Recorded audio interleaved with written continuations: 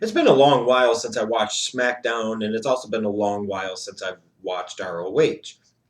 And I'm somebody that is not in a great big hurry to go back to watching either one of those two shows, frankly. I don't feel like sitting through another 2 hours of WWE stuff on SmackDown, and I'm sure as hell not ready and willing to give ROH another shot. So for a while now, I've been seeking a third kind of wrestling program to watch every week on a somewhat religious basis, similar to how I do every week with the 3 hours of Raw from the WWE every Monday night, as I do with Impact, the 2 hours that I get from TNA every Thursday night. I like WWE because it has its own feel, it's its own product, its own identity. So that's that. I've got my WWE fix for the week. TNA got the 2 hours. It feels different. It's presented a little differently. It's got its own thing, and it's also only 2 hours as opposed to Raw, which is 3 hours, which sometimes makes me like it more. So that's why I keep watching TNA, among other reasons. But I was looking for something else, and to me, NXT being only an hour long and having a different identity than a WWE show or a TNA show in certain ways, and being much more well produced than an ROH show, I knew eventually I'd probably gravitate to NXT, and that's exactly what I have. Now, as far as this week's show, I think it was better than last week's a little bit. Got to see some familiar faces, got to see a couple of new faces, and I thought the show did pretty well, actually, and I enjoyed watching it. And I suppose sometimes when in doubt, I keep emphasizing it again. The genius of it is that it's only an hour, so even if it's bad, it doesn't get that bad because it never feels like it's really a chore to watch it. Only issue I had with this week's show a little bit was that I got a few of those. You guys know that I have the network, know what I'm talking about. The media errors video not available. It took me a few goes before I could actually watch all of NXT. So I still have those concerns, those lingering concerns about the viability of the WWE network heading into WrestleMania 30 on April 6th.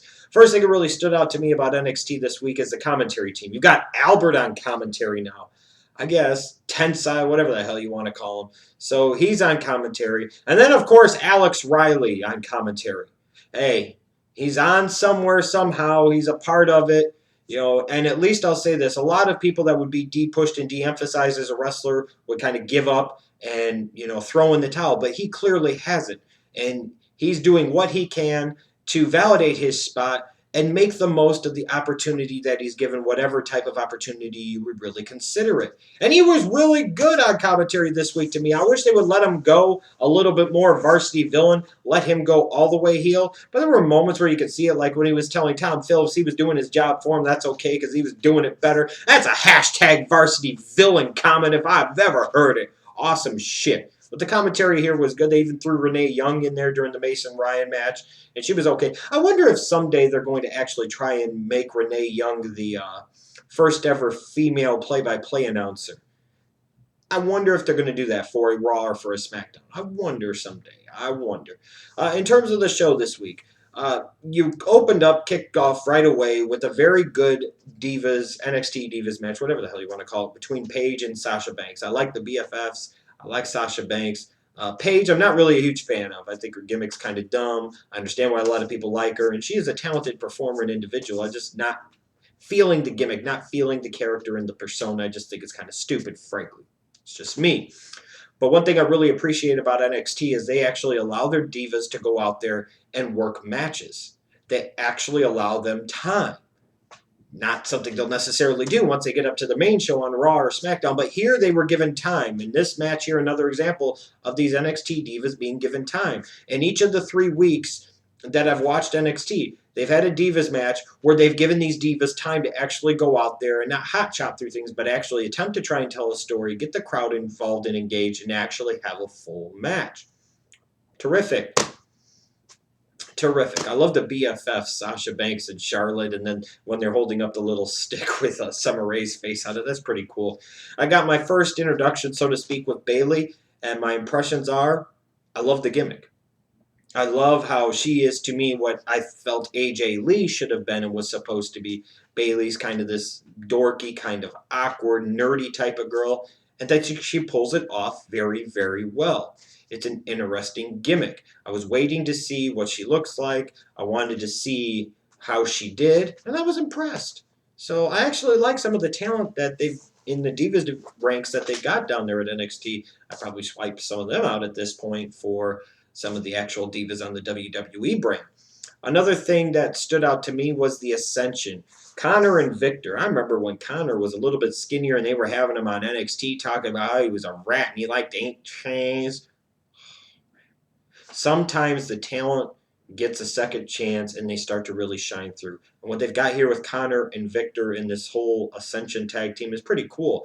It's a little reminiscent their entrance maybe of the Brood in certain ways. Maybe this should, instead of being a tag team, should actually be a full-on faction. But these guys are talented. These guys are good. I wonder what Connor O'Brien did to add as much weight as he did.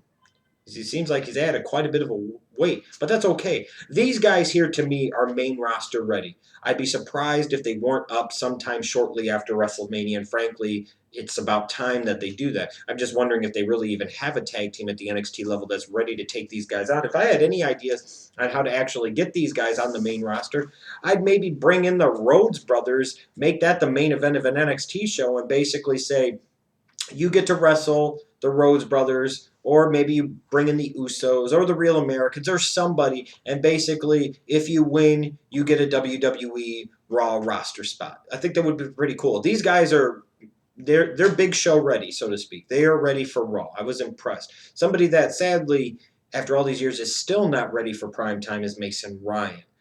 Wow. Now, for all the people that talk about the fact that Vince McMahon is ultimately a muscle mark, and that is pretty much true, no question about it. Every once in a while, you get those reminders of sometimes you even question if he's a mark for the muscles anymore. Because look at Mason Ryan. I still wish they would do something with him and Batista. Who's the real Batista? But his match here is like he wasn't really resonating, he wasn't really connecting with the fans. And it's sad. It's tragic. At one point in time, it seemed like they were getting ready to give him a big push.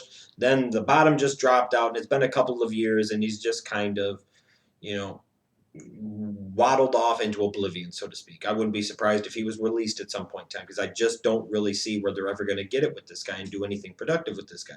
Speaking of questioning whether or not they're going to do anything productive with the guy long term, I look at Alexander Rusev, and to me, it screams of a slight repackaging of a Vladimir Kozlov. There are a lot of Kozlov elements to it, which implies and suggests to me that he's going to get a monster push at the beginning, which is what it seems like, and then eventually either Vince is going to tire of it, Vince is going to get bored of it, or he's going to have 1 week where a Rusev segment didn't draw that well in the rating, and the bottom's going to completely fall out. I'm not sure if Rusev is connecting with the audience. I like the kind of Ivan Drago kind of element that you have with Lana. She has her own thing going on, no question about it, but I just question if this gimmick is ultimately going to get over, if this gimmick is ultimately going to work. He wrestled Xavier Woods here and squashed him pretty well. It is what it is. Actually, out of the people involved in this segment, the one that was more impressive to me now that I got to see him a little bit more is Tyler Breeze. This is freaking Zoolander in professional wrestling. This is pretty damn cool. This is the type of character that could eventually get you to the main roster. Although I thought it was kind of stupid that they had him attack Xavier Woods. You know what? Hey, if you're trying to go on a feud between these two, then so be it. I'd like to see more Tyler Breeze. I liked what I saw, no question. And speaking of liking what I see, the main event match between Bo Dallas and Colin Cassidy. I hadn't really checked out Cassidy before, and what I saw I liked. This whole SAWFT thing was getting over. It was working. So, of course, by the time he would ever get called up to the WWE roster, they'll completely forget it ever happened, completely forget he ever got over with the audience using this, and they'll try and turn him into a villainous monster heel. See Biggie Langston, for example.